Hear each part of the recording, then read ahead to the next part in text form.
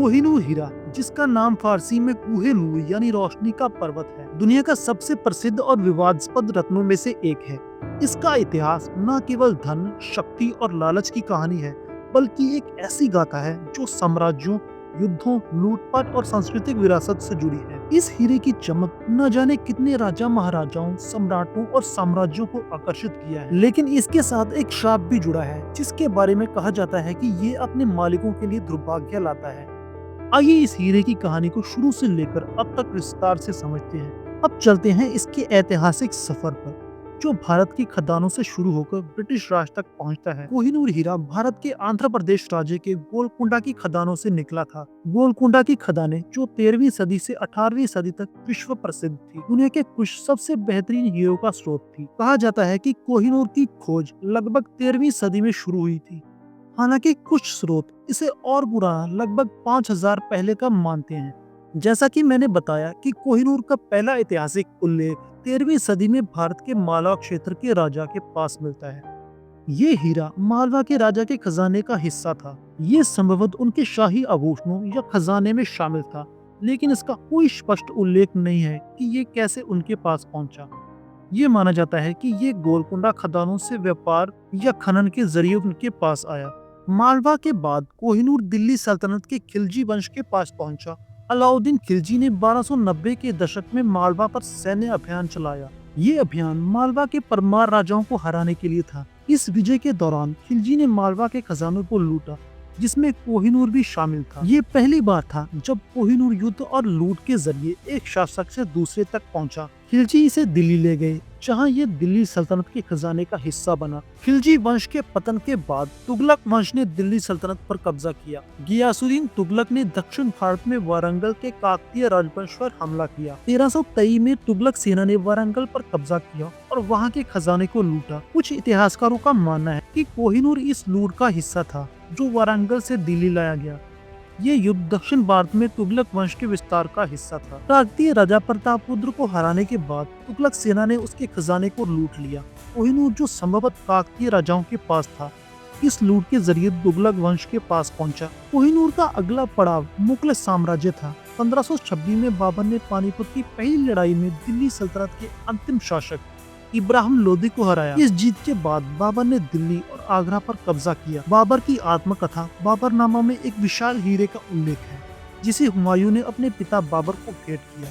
ये हीरा संभवतः कोहिनूर था, जो लोदी खजाने से लूटा गया था। बाबर की मृत्यु के बाद हुमायूं ने इसे अपने कब्जे में रखा, लेकिन 1540 में शेरशाह सूरी ने हुमायूं को हराकर दिल्ली पर कब्जा कर लिया। इस दौरान कोहिनूर संभवतः शेरशाह के पास रहा, लेकिन हुमायूं ने 1555 में दिल्ली पुनः जीतकर इसे वापस लिया। इसके बाद शाहजहां ने कोहिनूर को अपने प्रसिद्ध मयूर सिंहासन में जड़वाया, जिसे पीकॉक थ्रोन भी कहा जाता था। ये सिंहासन सोने, हीरों और अन्य रत्नों से बना था। कोहिनूर इसका सबसे कीमती हिस्सा था। मुगल साम्राज्य के कमजोर होने के बाद कोहिनूर फारस के शासक नादिर शाह के पास पहुंचा। 1739 में फारसी शासक नादिर शाह ने दिल्ली पर हमला किया और मुगल सम्राट मोहम्मद शाह रंगीला को हराया। इस हमले में नादिर शाह ने मुगल खजाने को लूट लिया, जिसमें मयूर सिंहासन और कोहिनूर भी शामिल थे। ये लूट इतनी विशाल थी कि नादिर शाह ने फारस में कई सालों तक कर माफ कर दिया था। नादिर शाह ने ही इस हीरे का नाम कोहिनूर रखा। जब उसने इसकी चमक देखी तो उसने कहा, ये कुहे नूर है, यानी रोशनी का पर्वत।